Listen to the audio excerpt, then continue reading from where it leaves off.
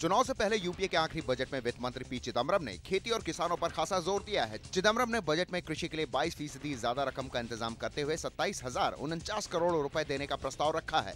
सरकार ने किसानों को कर्ज देने पर खासा जोर दिया है। इसके लिए रकम पिछले साल के मुकाबले 5,75,000 करोड़ रुपए से बढ़ाकर 7 लाख करोड़ रुपए कर दी गई है। वहीं सरकार ने समय पर कर्ज अदा करने वाले किसानों को भी राहत का ऐलान किया है। कम समय वाले कर्ज को समय पर अदा कर देने पर किसानों को 4% की दर पर मिलने वाले कर्ज की स्कीम आगे भी जारी रहेगी। हालांकि सरकार ने इस स्कीम का दायरा बढ़ाते हुए इसमें निजी क्षेत्र के कई कमर्शियल बैंकों को भी शामिल कर दिया है। अब तक ये स्कीम केवल सरकारी बैंकों, ग्रामीण बैंकों और सहकारी बैंकों के कर्जों पर ही लागू थी।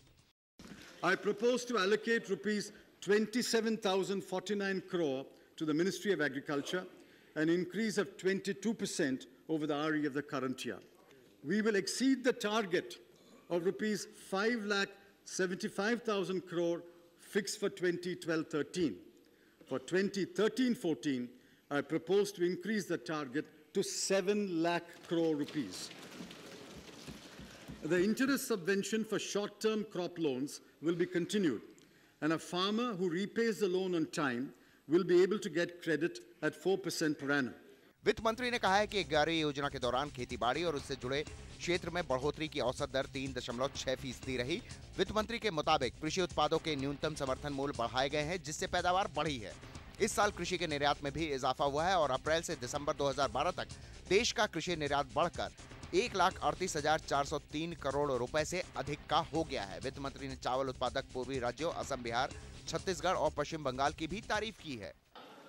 The average annual growth rate of agriculture and allied sector during the 11th plan was 3.6% as against 2.5% and 2.4% respectively in the 9th and 10th plans.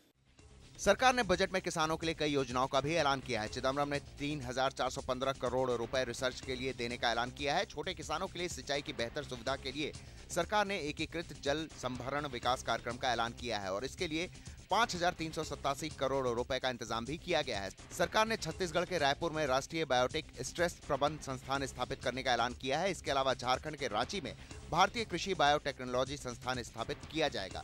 सरकार ने निवेश जुटाने के लिए उत्पादन बढ़ाने के लिए 2013-14 में राष्ट्रीय पशुधन मिशन शुरू करने का भी प्रस्ताव रखा है। Bureau report, TD news.